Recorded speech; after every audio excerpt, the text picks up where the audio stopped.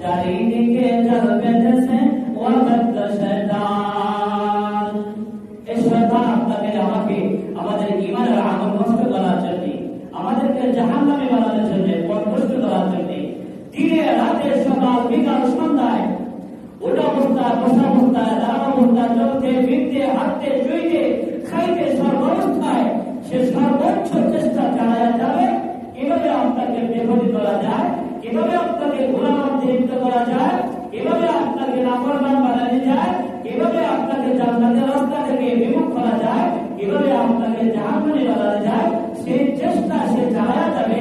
এখন আপনি আমি যারা আছি আমাদেরকে সাবধান থাকতে হবে, হুঁশিয়ার থাকতে হবে, সতর্ক থাকতে হবে।